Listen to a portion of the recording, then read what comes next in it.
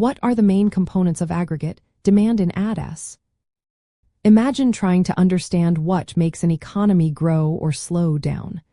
The key lies in looking at what people, businesses, and governments are spending money on. That's where the main parts of aggregate demand come into play. First up is consumption, which is the biggest piece of the pie. This is all the money households spend on goods and services like groceries, clothes, or new cars. How much people spend depends on their disposable income, how confident they feel about the economy, and interest rates.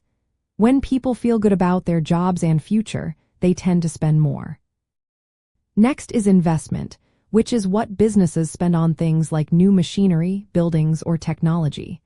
Residential construction, like building new homes, also counts here.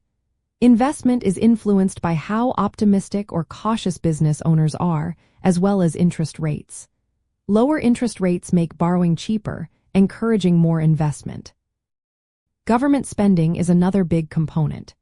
This includes all the money the government spends on things like roads, schools, defense, and public services. It does not include transfer payments such as pensions or unemployment benefits, because those are just money transferred without buying goods or services directly. When governments increase spending, it can boost overall demand. The last part is net exports, which is the value of what a country sells abroad minus what it buys from other countries. If exports are higher than imports, net exports are positive, adding to demand. If imports are higher, net exports are negative, reducing demand. Factors like exchange rates, foreign income levels, and trade policies influence net exports. All these components combine into the aggregate demand equation. Aggregate demand equals consumption plus investment plus government spending plus net exports. In the ADS model, this demand curve slopes downward because higher prices tend to lower the quantity of goods and services demanded. When any of these components change, they can shift the entire demand curve. For example, if consumers become more confident and start spending more, the demand curve shifts to the right, signaling economic growth. Conversely, if investment drops or exports decline, the curve shifts left, indicating a slowdown.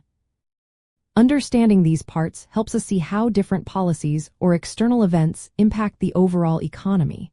When government increases spending or consumer confidence rises, demand grows. When investment or exports fall, demand shrinks.